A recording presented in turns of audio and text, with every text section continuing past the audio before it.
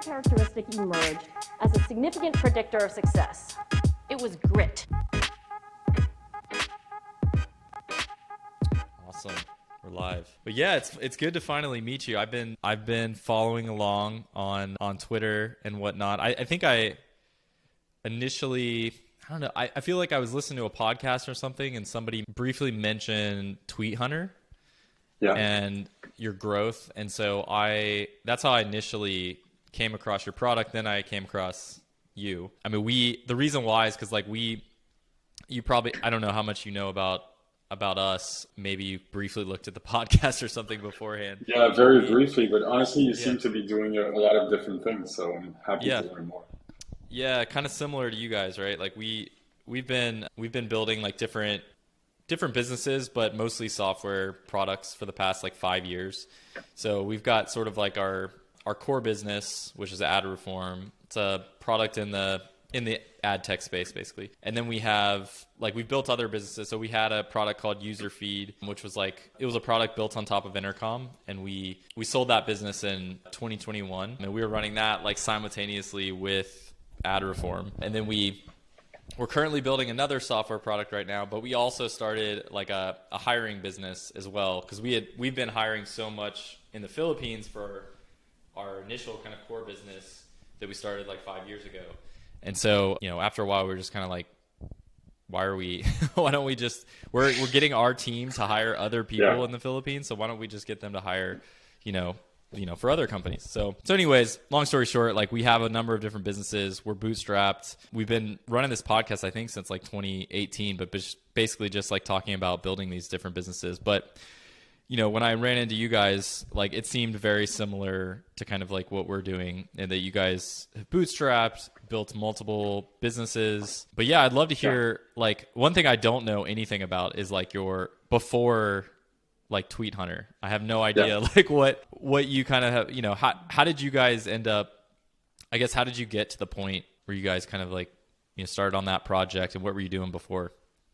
Yeah, so basically my co-founder and I met in one of the weirdest places ever, which is during our entrepreneurship master's degree, which is kind of just weird to say it, like can you really learn it? Isn't that just building a business in general? That's like exactly. What a master's degree is. Yeah, what was cool about it is that was the core of the master's degree. So it was still a pretty smart master's, very on hands. But anyway, so we met during our studies, and immediately during the master's and for a couple of years after that, we launched a company together. And the company was called Pistache, which in French means pistachio. And the idea was to motivate kids to do their daily chores, basically, like brush their teeth, clean up their room, that kind of. It didn't work. I mean, we had a lot of users actually, but we never really monetized. And like we had raised a small seed round, but we were having a tough time raising a Series A, etc., with little revenue to show. And so after a couple of years, we each went our own way. Thibaut went into being a CTO for a pretty big startup. I went back to being an employee as well. And like, I don't know, I have a personality where we like every couple of years or maybe even every 6 months, like I have to move on to something else. And so I did a lot of digital marketing, freelancing, being an employee, managing a couple of companies, working in product. So I did a bunch of things for like 5 to 6 years. And I don't know if I called Thibaut or he called me, but basically we just like got on the phone together and we were like, okay, what are you doing these days? Not much, being an employee. What about you? Yeah, same. Want to do something? And then we started working together again. Like I quit my job like a couple of months after that, and we just started working together again. So you guys started. You didn't have like an idea that, like you didn't have the Tweethunter idea. You just kind of were like, let's work together. We'll figure it out. We're smart.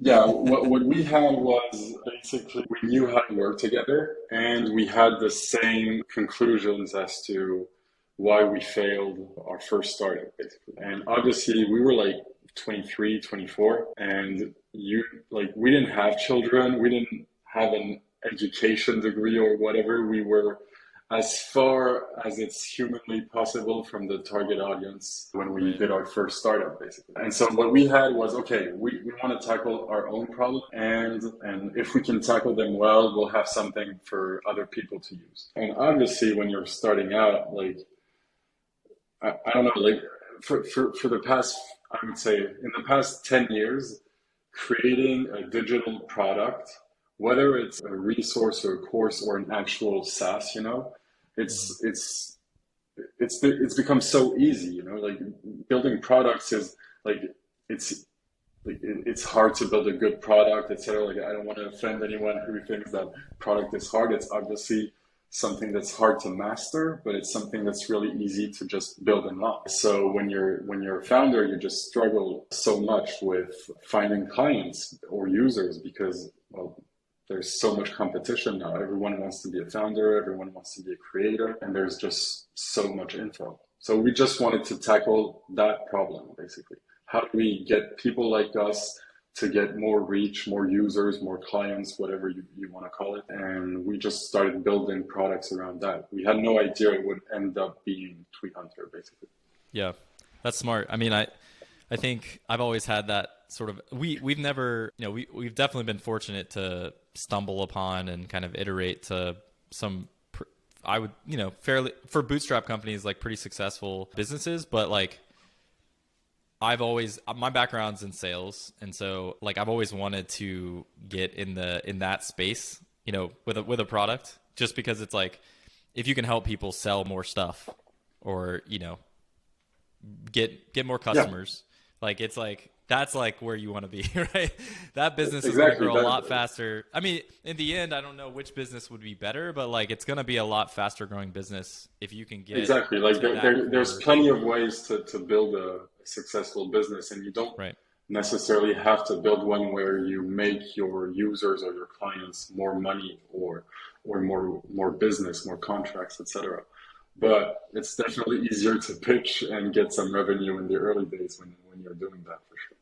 I mean, just getting people, like, just like you said, like the hardest part is getting people to be aware that your thing exists and that maybe they need it. And so, yeah, I mean, it's like, if you could just get people to even try your product, like that's like the hardest part, right? And so, if you can tell somebody, I mean, if you, like, that's what, like, we try a number of different products, but like anything that is telling me that I might be able to acquire more customers, like I'm always gonna try it. There's almost no way that I'm not gonna try it. At least try it. And so like I think that's one of the hardest things, is just getting people to give it a chance, and just it's your funnel, right? It's like the top of the funnel. That's the hardest part. We were at my co-founder Kyle and I, he's usually on the podcast when we do guest. I usually do those podcasts, but so we were at another startup before, and we built a pretty, like, it was kind of bootstrapped. So like there was initial, I think like 200K or something like that. But then after that, it was bootstrapped after that. But we, it ended up selling to Splunk for like 30 million. I think it ended up getting to like 6 or 7 million in revenue. And we had left when it was like 3 million. But that business, a great business, but like it was kind of like, it was similar to like New Relic. So it was in that space, like the web performance space. And it was a grind. Like it was we had to, like, everything was like outbound sales, like outbound email, it just was such a grind to get people to recognize that we exist as a company and product. And it just, it took a while, but yeah, like if I can ever, if I ever come across an idea that is more in that kind of sales or marketing world where you're helping people, increase their funnel, like I'm like running at that thing as fast as possible. We haven't come across that yet, but you guys have. So yeah, like you guys are pretty, I think, like pretty transparent with your revenue numbers and whatnot. At least you were with Tweethunter. So what do you guys, revenue wise, with Tweethunter, where are you guys at? So like, I haven't checked in like the past few days, but more or less we're around 1.5 million in ARR. So Yeah, I mean, we're nearing like maybe 130K MRR or something like that. Like we're around that sort of milestone. And we have a second product, which is Taplio, and it's more or less Tweethunter, but for LinkedIn. Yeah. And this product is doing nearly 30K MRR, something like that. Okay, that's awesome. And you guys, that you didn't start that long ago. I'm a customer, by the way, of For which Taplio. one? I'm not. All right. I've tried out Tweethunter. I'd say that with our businesses, I think building an audience on LinkedIn is a little bit, or at least getting content to the people that I already have an audience with on LinkedIn is a little bit more beneficial to us at the current moment. But yeah, I'm a customer. I did some stuff on Taplio this morning. But yeah, so what went into the? I mean, it's basically the same thing as Tweethunter, but just for a different platform. Why did you guys choose to create? Why did you choose to create two different products, like separate products, versus, on one platform you serve two different, the like Twitter and LinkedIn? So it's a great question. The technology, like the overall, I would say, aesthetics, why, and a few of the key features are indeed quite similar between the two products. The reality is behind that there's quite different technologies. Like you don't connect to Twitter the way you connect to LinkedIn. Like basically Twitter has a very developed API, etc., and it's very, very open. And LinkedIn is a lot more closed. So we thought it was more secure already to separate the business just from a technical standpoint. And then there's also things that you can do on Twitter which you can't do on LinkedIn, and vice versa, actually. Like both in terms of technology and in terms of service, etc., policies they have. The two platforms are quite different, and we knew that customers who wanted to publish to both platforms were going to be requesting one feature that's available on one platform. They want to have it for the other one, etc. We have to be like constantly kind of explaining why it's unfortunately not possible. So that's another reason. And the last reason, it's different people. Like founders like us, we tend to be on maybe both platforms, but most people, they're going to pick one, and you're going to be able to focus on one specific segment, or let's say 1 to 3 segments. But if you start doing multiple platforms, you get a lot of technical complexity, UX complexity because of the available features or unavailable ones. And you're less focused on specific customer segments. So we thought it was a better way to separate the businesses, and that's what we did.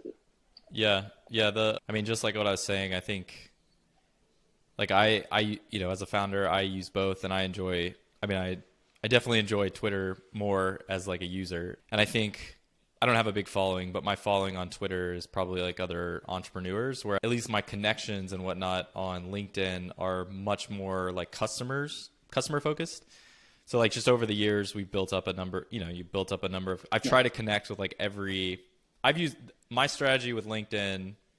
I don't know if this is the right strategy. You tell me. You guys are probably more experts on that than I am, but I've been really trying to like just build up my connections on there and use it sort of as like almost like a newsletter, but my own, you know what I mean? So it's like without having to get them to subscribe, via like their email or whatever, they're essentially subscribing to your content on LinkedIn and post by connecting with you. So I've tried to connect with like anyone that's ever been a user of any of our things. And then on top of that, like I used to use some of those tools that were sort of like the LinkedIn robot, follow-up tools, which I don't anymore because it's too scary. I don't want to lose my, I think they were starting to like really crack down on that. So I like got away from it, but I had some different ways that I would, go about that and build up just people like within the products that we have, like in those particular roles or like that audience, try to, build more connections out. So, but yeah, they are different. I would say it's really the main KPI on LinkedIn for me is connections. And the more you get, the better. And that tailors well to founders in particular or employees. There are still like up and coming creators on LinkedIn. Like it's opening up to a whole new space, which are people with courses, people who offer coaching, people like that, you know. And for them, it's maybe not so much about individual connections, people Right. you can build relationships with, but also about like a general audience, much like other social media platforms like Twitter, for example. Yeah. So yeah. One of the things I know, like, so my wife's, she's been a VP of sales at a bunch of different like tech companies. And it's funny, like, obviously the audience on LinkedIn is very much slanted towards like sales and marketers, or at least it has been in the past. And so it just is generally the biggest audience. But, things that she would post on there that would be like sales related. And like, I don't know if it's because she is a woman or not, or like what the deal is, but man, it would just like, she would get so much engagement on anything she posts, whether it was like something good or not. And I was like, what in the world? Like, oh my God, you need to take advantage of this in some way. Like, you need to be Yeah. posting every day. I mean, she should be using Taplio to be able to post that stuff. I'll talk to her after this, but yeah, I mean, it's like, it's definitely at the moment, it's definitely more of like, like salespeople really just like engaging with each other. Well, the big difference between LinkedIn and all other platforms is every single person who's on LinkedIn is there for a professional reason, you know? Right, right, And I mean, that's at the core of what LinkedIn is. You're going to engage as much as you can to get noticed and start developing these sort of micro relationships through engaging with people and then adding them and then sending them a DM, etc. It's like there's an ulterior motive. I think that's how you say it in English. Like basically, that there's always something you want to get from right, LinkedIn, whereas most users from any other social platform are just there to get entertained, and right, they don't care if the person who's creating a post is going to notice them or not. So they don't have this encouragement to engage with you or whatever. right, right, So, right. so yeah, That makes the sense. engagement on LinkedIn is a lot higher than any other platforms I've seen. Like I don't have a big following yet on LinkedIn, and like I'm gonna start being a lot more active. I've started like this week, but I'm already getting a lot of engagement. And I mean, all the people I used to have on LinkedIn were my personal professional network, like people I knew in France, etc. Not so much people who are used to me posting in English, etc. But Right. it's working. Like, Yeah. and it's yeah, it's awesome. On the two different products, one thing that we always tried to do, like we actually, so for user feed, the product built on Intercom, we actually had two products. So we had two apps that were built on Intercom. And what we were trying to do was, before we sold it, what we were going to do and what we started to do was we were trying to build like sort of they were separate products on separate, it was different platforms. And we were trying to build sort of like almost like an internal flywheel of like our own businesses. So are you guys like, is that the strategy for you guys? And how do you guys, how do you approach that and trying to, get sort of like repeat customers, or get, land and expand, get a customer with Taplio that then goes over and uses Tweethunter? How are you guys approaching that?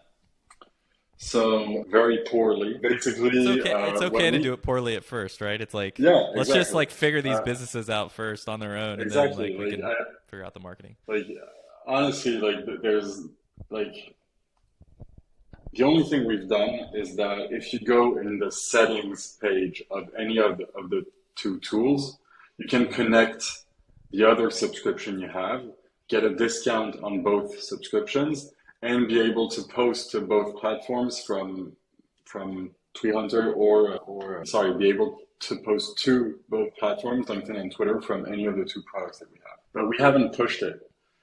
We haven't pushed it at all, actually, and we're still in the early days of Taplio, and I think like down the line, I think we're gonna make a lot more bridges between the two products. But right now, it's not the case, and we don't have a specific plan in mind to like that we're thinking of executing in 6 months. Like this is not really one of our focuses right now, but maybe it should be. Yeah. Like I'm gonna hang up after this call. And I'm just gonna call my co-founder and say, okay, we forgot about that aspect. No, no. I mean, yeah, it totally makes sense that you wouldn't focus on that at first. And if you have, if you have a good funnel going, our problem was around the funnel and the fact that people weren't going to find us, because it's built on Intercom, is like only Intercom customers can use our products. So really like our main source of leads was like their app store. So, which was great in the sense that you constantly had this like steady flow of leads, but not great in the sense that that steady flow was never going to be like, there wasn't a lot of ways to turn the needle up. So then you end up thinking of other ways that you can turn the needle up, right? So you're like, okay, how do I get the people that found this product to find the other product, and vice versa, and just trying different things. And so I think that that's a model that can, work well, especially for like what we were doing. And it'll probably work well for you guys eventually, but you don't need to do it yet because you already have obviously you guys have a lot of. Yeah, I think it's still early. Yeah. Yeah, we want to be smart about it, because it's hard to explain. Like, I'm happy that you asked the question earlier, why are there two separate products? But it's hard to explain that to people who are paying for one of these products and why they should potentially add the other one, like in a way that makes sense, that is clear, that is understandable. It's not something that's so obvious. So I never thought of it, but that's maybe also one of the reasons why it's good to take our time with cross promoting the products and I wonder if finding the right angle. Yeah, like just thinking about this, because I just don't think about this that much unless I'm talking to you who's building this stuff. You know how there's sort of like customer data platforms for, like a SaaS product? So like, what's the one Twilio bought? Shoot, what is that product called? Shoot, what the heck is it called? Well, I mean, Intercom does the same thing, right? It's like a customer data platform for your product. And you're seeing it's like segments, right? Segment, yeah. Segment was kind of the big one that's sort of like the third party or whatever. I wonder if there's going to be like similar sort of like customer data platforms for like more like you as like people as a brand and like their audience, right? Because now if I were to use Taplio and Tweethunter, like you're trying to build an audience on these different platforms, or TikTok or Instagram or whatever, for these people that are really focused on that. And it's like, how do you know, like it would be really valuable to know the type of engagement you're getting from individual users, and are they also giving you engagement on Twitter, and like what is their engagement on TikTok and stuff like that. I wonder if there's going to be sort of like some sort of like CD, because I mean maybe stuff that I don't, but I don't think there's any sort of I know of people who are trying to do it, and it is complicated. Basically you have limited things that help you identify people cross-platform. Totally. I don't know. I don't have TikTok, but I'm guessing that if I did, my username wouldn't be my actual name. No, it's incredibly hard. It's super hard. It's very similar. Like in the ad tech world, they call it attribution. Like with ads and stuff, it's like, how do you know for this user, like what they looked at on their mobile device versus their laptop versus what they saw on Hulu. Like it's just like, it's so difficult a problem to deal with. And all the smart people are trying to deal with it in ad tech, and they're probably like maybe trying this route, but yeah, it's tough. Yeah, and like the best key, like the most reliable key, I would say, is like that's easily accessible is email. But then again, it's not super reliable because you're allowed to have as many as you want, right. And I mean, maybe you're going to be able to find the email for like, I don't know, maybe 30% of your LinkedIn connections and 10% of your Twitter connections, Twitter followers, etc.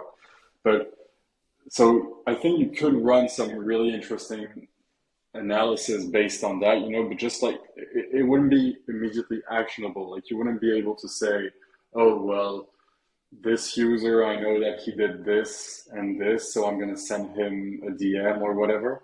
Like you'd be able to do that, but with a really small percentage of your following base. Totally. So, yeah. So I know you write a lot of content about this, and I've seen some of it. I know you and your founder put out a lot of content like this, but what would you say? Because I've got so many things that I'm trying to do all the time, just with the business, and we have multiple businesses. So like, you get that. It's just a lot of stuff, but I am trying to actively do some stuff to widen my own personal audience, because I think it would also help like with our businesses. What would you say are like what are like the lowest effort like most effective ways to do that? Whether it's Twitter or LinkedIn. Yeah. What would you say? Twitter like, and are the LinkedIn, most Twitter and LinkedIn, I think are going to be quite different. Okay. On Twitter, like the most effective way, when you're still small, like let's say you had less than 5K followers or something like that. The best way to grow is definitely to engage with other people, basically. Like you want people to be like you want to do two things. You want to build real connections with actual people that are probably at the same, like I don't like to name it like this, but the same level of followers that you have, and these are people you can easily build connections with and relationships with. And right now, they may be not the most important people to know, but down the line, they're going to grow as well. They're going to be the ones retweeting you and letting you enjoy their own audience. It's lending you their own audience, etc. So when you say engagement, you don't mean like posting stuff. You mean like tweeting at people like in conversations, basically. Yeah, I mean replying to other people's content and Right. adding something, like not just saying like, hey, congrats, or trying to rephrase whatever the person already said. Like this is a big red flag for me. But if you do what about when my wife tells me that to get off Twitter? Because that's what I'm just it's a joke. Yeah. No, I mean I've had to at certain times I've had to delete. Yeah.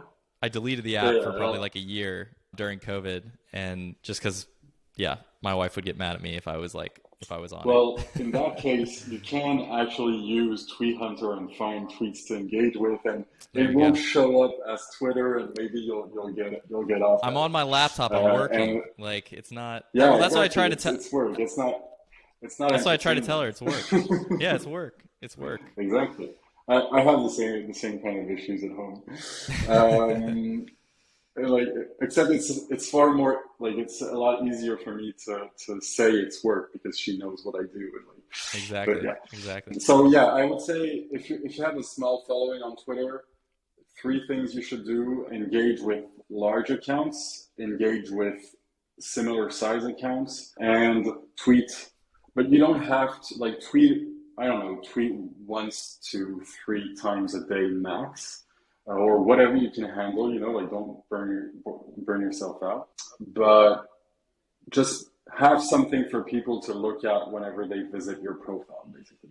Like you're not going to be expecting that tweet to make 3 million impressions and 40,000 followers or whatever. But you want people who come and visit your profile because they got intrigued by your replies to other people to have something to look at and think, okay, this person is nice, smart, funny, whatever, but for them to have something to look at and a reason to follow you, basically. Because if they see that you just reply on other people's tweets, they're probably less inclined to follow you. So that would be for Twitter.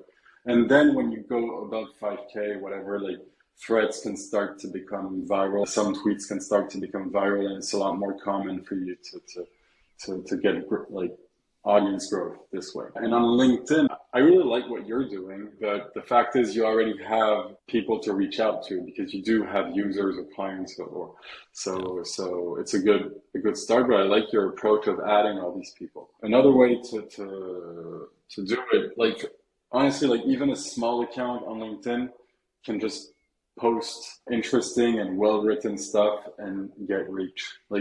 As I told you, people are there to engage. People are there to show themselves and make connections and try to grab opportunities, So just being active and not being a douche and also interacting on some of other people's posts should get you pretty far on LinkedIn. Yeah, I do kind of I told someone the other day, I was like, yeah, I'm going to go ahead and sell out on LinkedIn. I don't care. I'm just going to start posting because to me, I think it's because I do have a lot of connections at this point. To me, it's less about it's more about what's the term with marketing automation back in the day? It was about nudging people, right? It's about staying top of mind over a long period of time. So just having a constant flow of things, whether it's good content or just a reminder that it's like something you do. Like when somebody has that thing come up, like for us, like, oh, I need to hire a customer support person. They're like, oh yeah, I think I know someone that it like has been doing that or whatever. Like I'll reach out. It's just like, you may not have, like it may be a year after, but it's like that constant flow of content just reminds you that at least you're going to like talk to that person. At least, you have a seat at the table whenever they make those decisions. And I think that's like that's been like my strategy at this point. I think I could do a better job. Like there's probably like some tools out there where you can like automatically connect with people. Like if they use your product or, they're in your post, like the comments of your post or something. I don't know if you know any stuff like that, but that's not like, I haven't done a lot of digging into that to like actually do those things, but I think stuff like that would actually be pretty useful. Yeah, there are a few tools that do this. Like, but for me, as you mentioned earlier in the podcast, LinkedIn isn't a huge fan of automation. And so I'm always a bit wary to use too much automation and overdo it, So I think as long as you use those tools with care and don't try to send 100 invites in an hour or whatever, you gotta be a bit smart about it. It's cool because it saves you time and it doesn't really make it less genuine, in my opinion, because what you would have done instead is just open all the people who liked your post, make sure you're connected to them, add them, etc. So you would have done it maybe already by yourself, so it doesn't take away authenticity or whatever.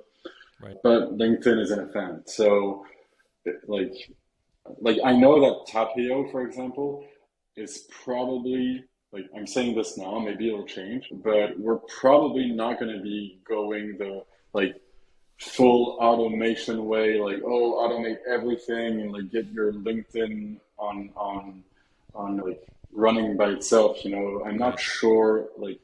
I don't think this is the way we're going to go. Well, you don't want to show up on their. You want to raise a red flag to LinkedIn because exactly. And there's always, more importantly, because it's not just about the product, it's about the users as well. Because honestly, LinkedIn, they cannot do that much to prevent automation. What they can do is flag all the people who do it. They can deter the users and start banning accounts. And this is really, really not good for business. Exactly. That's why we're steering away from the main automate, many features that exist in other tools. We're just not going to build them because it's not worth it. Yeah, we're based in Atlanta, and the company we were at before we started our own business, the one I was mentioning. So there's this guy in Atlanta that's a very he's a famous entrepreneur in the Atlanta area for SaaS companies. So he started Pardot, which sold to Salesforce. He started SalesLoft. He's the only investor of Calendly. Because Pardot is huge. Right. So anyways, we were all when all these companies started, we were all in this one room, this he actually bought this building and made a co-working space too. That was one of his other companies. But anyways, we're all in this top room together because we were all his companies. And SalesLoft was up there. You probably know them. They're pretty big in the sales automation space. And initially they built out, it was a prospecting tool, on LinkedIn. It would scrape LinkedIn profiles and stuff. And a lot of people do that now, but at the time that didn't exist in the market. This was 2013, 2014. And as soon as they put that out, it was it was crack. People were going, crazy. And they grew from 0 to 6 million in a year or something, crazy fast. But then LinkedIn came in and they were whoa. And they started cracking down on it. Anyways, forced them to basically kill the product. So they had to kill a $6 million product. They ended up pivoting to what they do now, which is more of the sales outreach automation, which grew into a $1 billion product. But at the time they just totally killed their business. So I guess my question is, and I've built products on top of Intercom, so I'm very aware of that. Do you ever worry about the platform, the platform risks that everybody talks about and that sort of thing? All right, time to break away for our weekly sponsor, which is punchlist.com.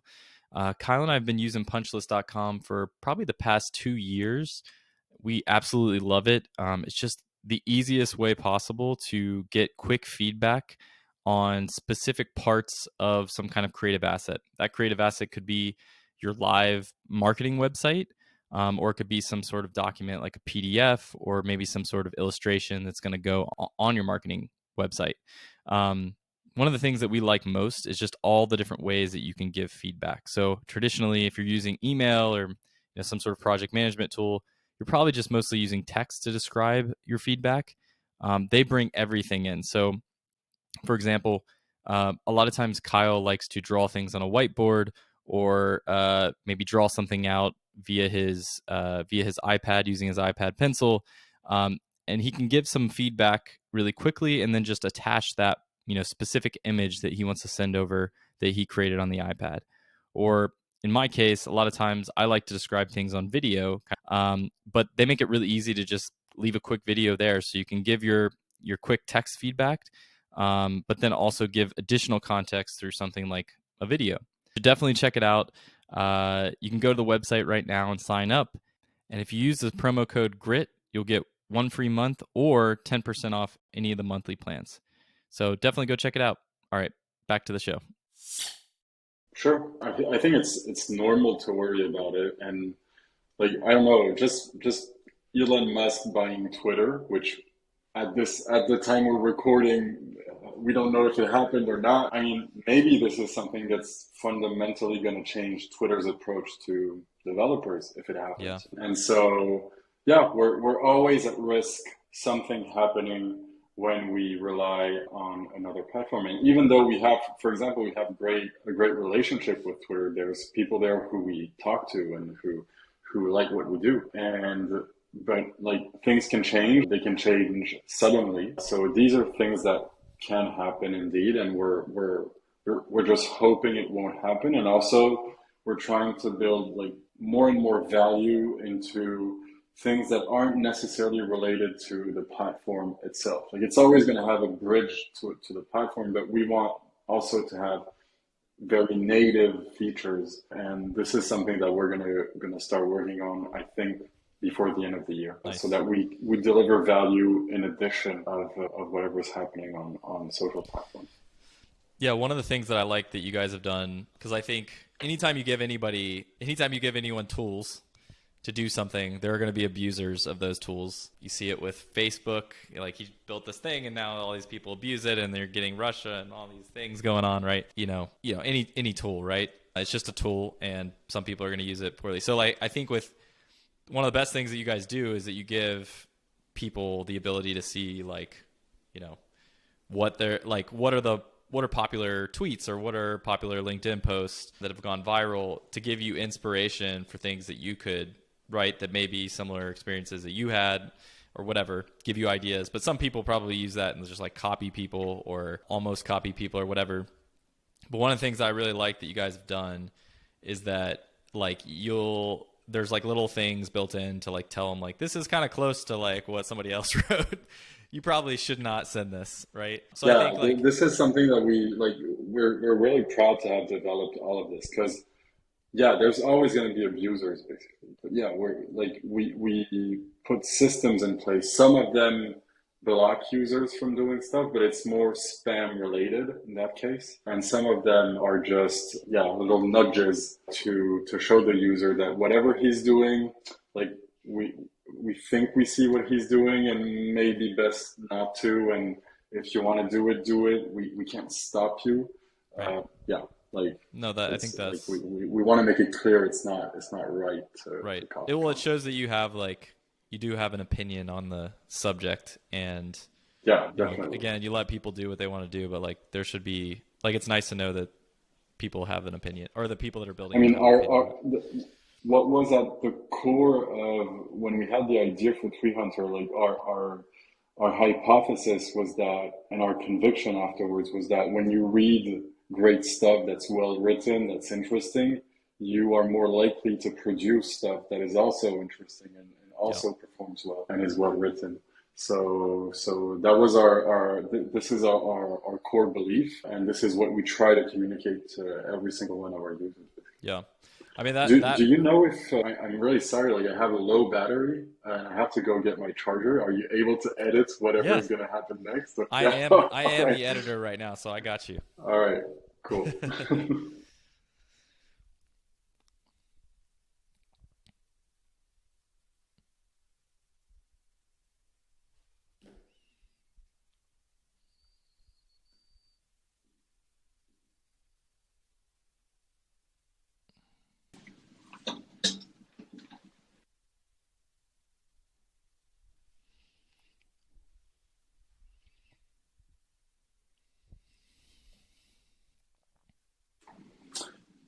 All right, I'm back. Sorry What's about up? that.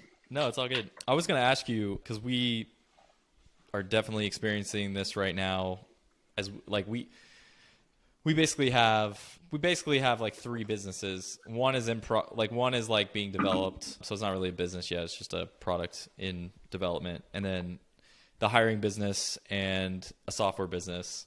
And so one thing that we always sort of, there's always some tension around or struggle, I guess, challenge is figuring out, how much time you should be dedicating to each of those, and at certain times do you dedicate more to one than the other? How do you guys approach that with the two products? So like the one product I would call our baby is Tweethunter, basically. Yeah. We started out with it.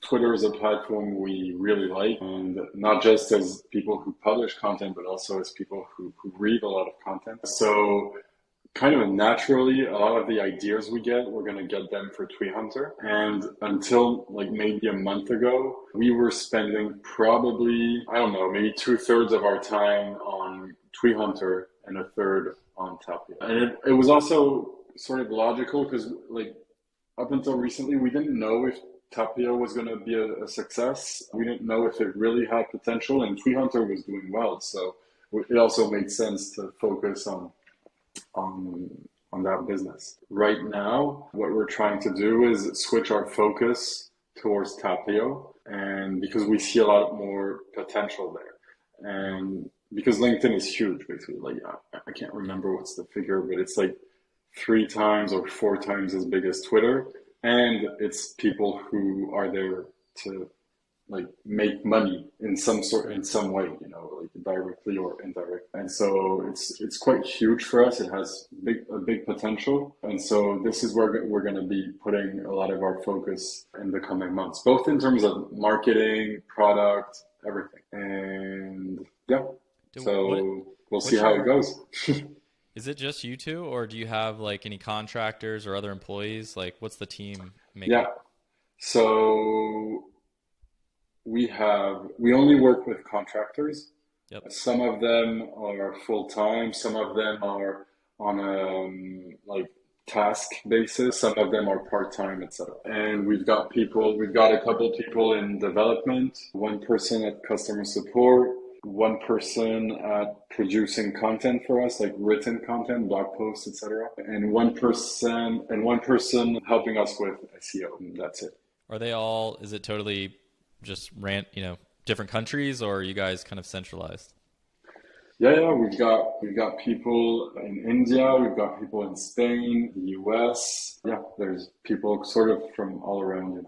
That's awesome. And you're in France, right? Yeah, and I'm in France, and my co-founder, who's French as well, he's in Bali right now for like another maybe 6 months or so. Nice. That's awesome. Do you guys have families or single? So my co-founder, he has a wife and kid, and so like yeah, they're just enjoying an opportunity in their lives where they can travel a little bit. Their kid is old enough to for it to be a Not nice too hard. moment traveling. Yeah. Yeah. And in my case, like I have my girlfriend basically, but I don't have any children. Got it. And yeah, Nice, nice. Yeah, I was but about I'm to say, not I was like, traveling. I'm not traveling because she has a very local job basically, which she can only do. Like she has her own company as well, but it's how do you say it? Catering, catering. caterer. Yeah, yeah. Yeah. So she caters, like she employs a lot of women who come from foreign countries who Okay. probably had a pretty rough life, Yep. and she helps them show their skills in cooking and make a living from it. So Oh, that's awesome. that's very local, you know, like you Yeah. can't just do that from a beach in Bali, you know. Yeah, it's super local, but I bet you can that's a whole different ball game of like trying to figure out how to grow your business in it when it's much more localized, right? It's like, you know, Yeah, how do you think about like advertising and like different things like that? Because exactly. there are lots of tools to kind of work on that. But yeah, it's interesting. I'm an investor. Well, I was an investor in a business that recently shut down, but it was very much currently it was a more local business. Eventually it would be, well, eventually they would expand to different cities, but you know, I guess in those cities it would be very much like local in terms of like your growth and the marketing and things like Yeah. that. So that was always something interesting to like think about, like how to like how do you grow those? It's very different from like, you know, our world of like, oh, the world is our oyster, we can go after anybody kind of Yeah, thing. exactly. That's And like, awesome. I mean, yeah, it's different challenges, and like I'm not sure that one is easier than another. You know, like Right. definitely building a profitable local business. Like this is something I have a huge respect for. Like, Yeah. okay, I have no idea how to do this. Basically, like, okay, should I buy a shop and do something? Like, how do I like? Yeah, yeah, that's awesome. Well, you guys are, I would assume, I mean, based on the team size that you just mentioned and your revenue, I would assume you guys are pretty profitable. You know, how's that changed your life? Because if you're doing millions of dollars and probably like millions of dollars in profit, I would assume, given a software bit, or like maybe like $1 million. I don't know. I'm just totally guessing here, but I mean, that's got to be pretty life changing in terms of the cash flow. Yeah, it is. Honestly, like, so what happened? So just one thing, like, because I don't think we told it to the people listening to us yet, but like the business, we launched it like a little bit over a year ago, something like that.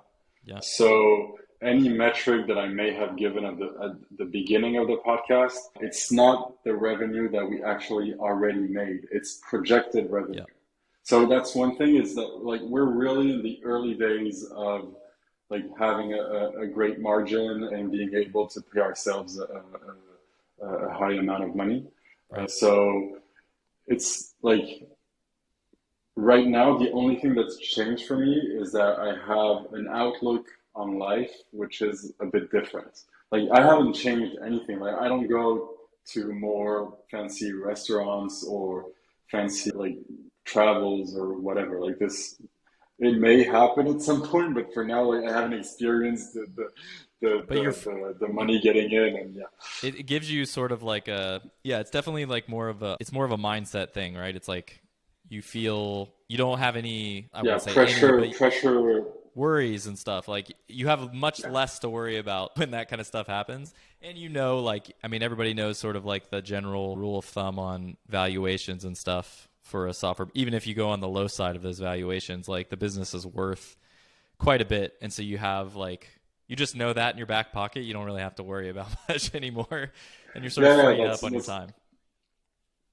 that's exactly it. And it's really more about like, yeah, I don't have to worry too much. I think we're heading in the right direction, and yeah, things will be good in a few months, basically. I like that you said you think The, I like that you said you think that things are headed in the right direction. I always appreciate, you know, most people like to say they're so sure about everything and that they know, you know, they're like so smart and they know everything, and it's like, this, yeah. no.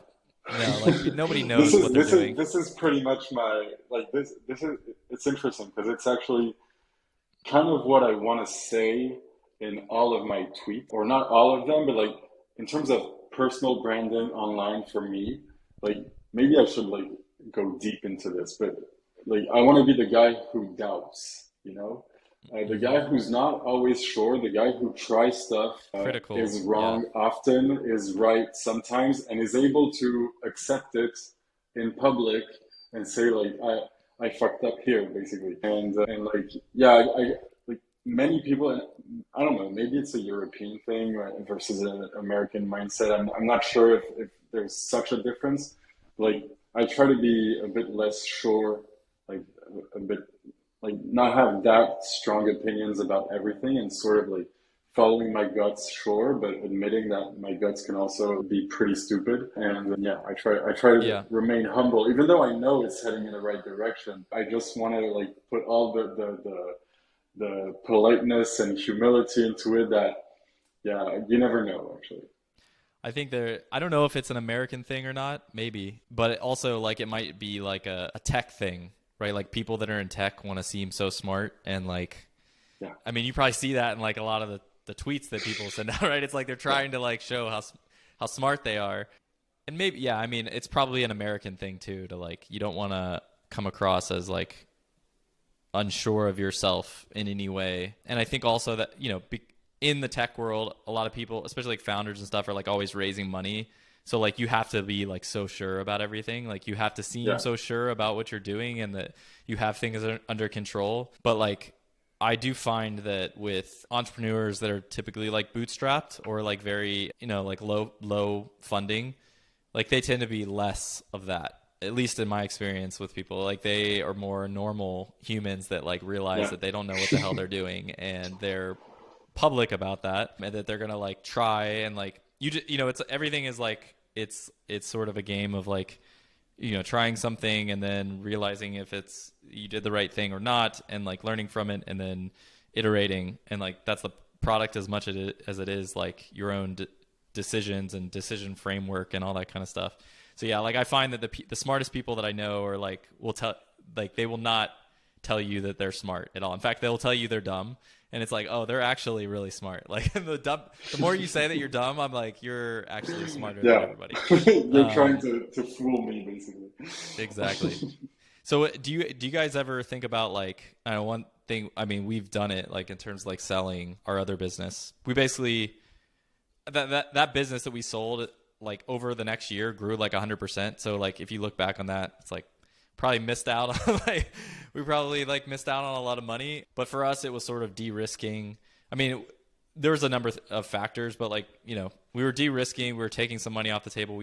I have 2 kids, my business partner has 3 kids now. At the time he had 2, so and it wasn't like life-changing money, but it was like year-changing money, if that makes sense. So do you guys ever think about like, is that ever a factor for you guys of like, should we take some money off the table, whether that's through like selling a business or selling, like you can do things. I know there's like some stuff out there with like, what's the Calm company where they'll like basically buy like, Yeah, 10% the of your Calm business Fund or something. or Tiny Seed or things like that. Yeah.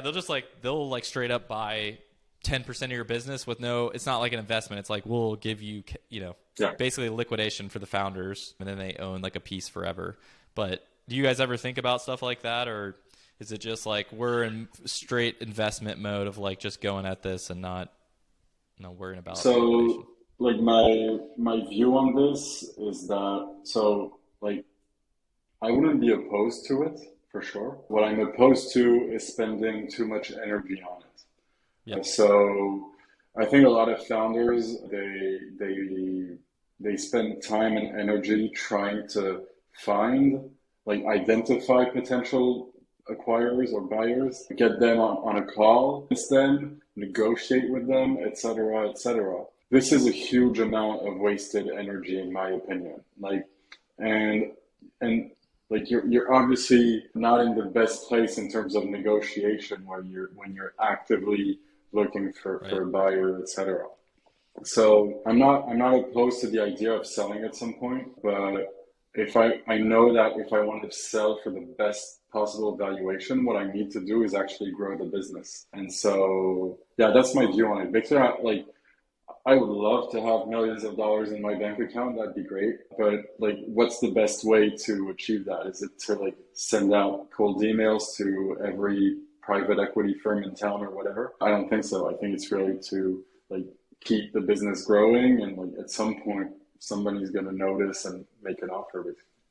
Well, I think especially like with where you guys are at, like, and you mentioned that it's projected revenue because it's monthly recurring. Yeah.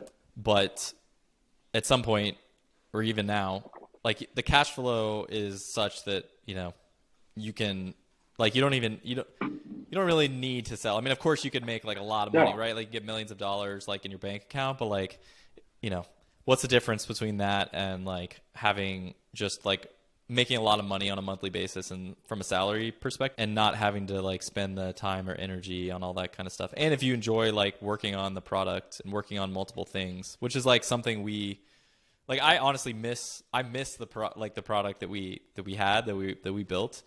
Like I miss having I like working on multiple things, and it may not be like the most, a lot of people would say that it's not the most productive thing to do. Like you should focus on one thing, but I think if it gives you energy, then that might actually that may offset the productivity thing. Cause it's like, if you have energy for something, you're going to be a lot more productive on whatever the thing is that you're working on right now. And so like energy because you like working on multiple things, but also energy because like eventually certain things get stale, right? I don't really want to work on this right now.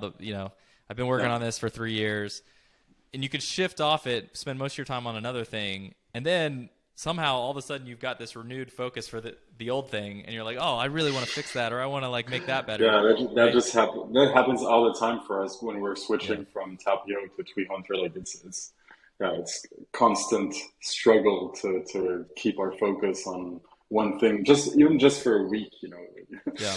And like there's an anecdote. I don't think I've told it in any other podcast and maybe publicly ever, but all of this, like, because you were talking about like what you want to sell, etc. One thing that I don't think I've talked about, or at least not a lot, like a bit more than a year ago. So we had launched like a month earlier, something like that. We were making like $1,000 MRR, basically, something along those lines. And we had a pretty big San Francisco startup who wanted to acquire us, but it was more of an acqui-hire. But still, for what we had done, it was a huge deal. Like I think the salary was like 200K, which is like, I mean, when you're in France, 200K is a lot. Like our 40K is your 150K probably. So when we get those kinds of offers, like you think twice,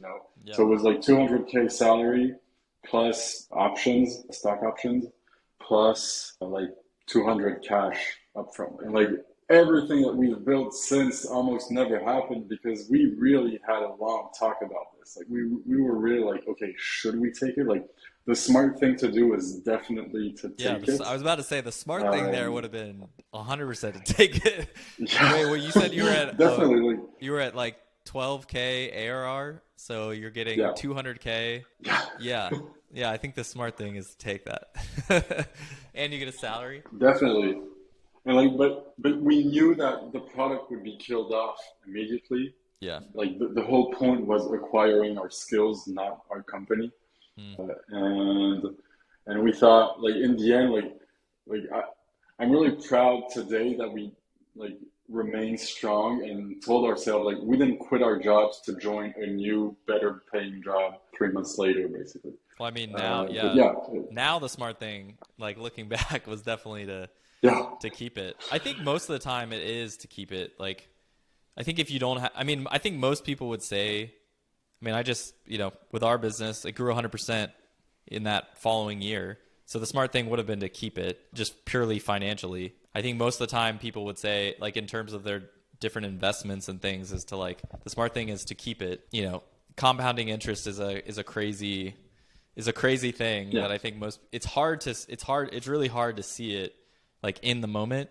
But, I've just seen so many examples of just keep going, especially when you're betting on yourself above other things. And if you don't, again, it's like, if you don't have reasons that you need that money, if you're, financially in a certain situation where you don't need it, it's like, then it becomes even more of a no-brainer to kind of keep going. Yeah. And I've experienced that on the positive side and the negative side in the past. So yeah, I think that's awesome. Another one of my points was that when we got this offer, I think we lost 10 days worth of productivity, which in the early days of a project is a lot, And so, like since then, we haven't spent too much energy on trying to de-risk ourselves and sell or whatever. Like it's more, yeah, it's like, okay, like we know that if we want a great valuation, we got to work. So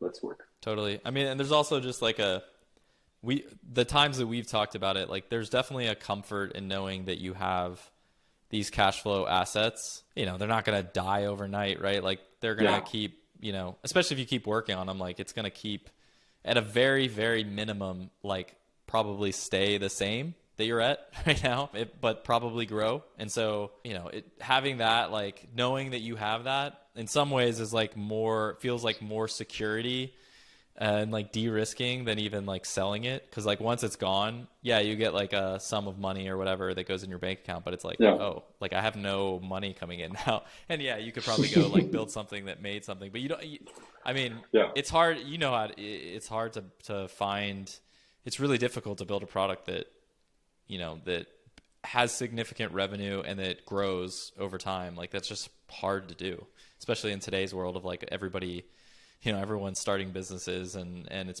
pretty easy to get a product off the ground and like have something that's like halfway decent. Yeah, I totally agree.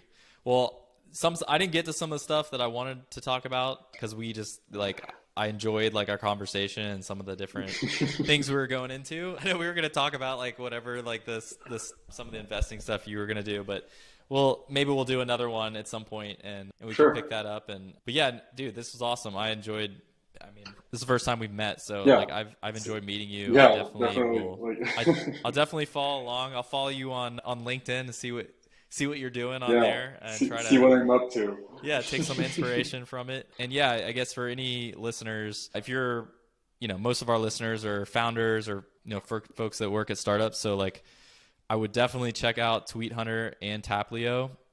I believe it's tweethunter.io and taplio.io, right? .com for .com. Taplio. Oh, nice. Don't ask me why. Like, we got the .com. Awesome. Yeah, we'll put all the links. I know no one's going to remember these things on the podcast, but we'll put all the links in the show notes. And I definitely, you know, I'm a customer, I'm a user. I think it's definitely worth checking out. And obviously, there's a lot of people doing it because they're growing really quickly. So, and I'll put your Twitter account, a Twitter handle, sounds good. in as well. Awesome. I don't know if I could spell that whole thing out on here. There's your last name, but. It's basically Jacquesson, but spelled like French people would spell it. Yeah, exactly. Well, cool. Thanks. Yeah, it was a great. Yeah, thanks to you, Landon. It was really fun. I had a good time, and yeah, let's do this again. Awesome. Well, cool. Yeah, we'll talk soon. All right. Hey, Landon.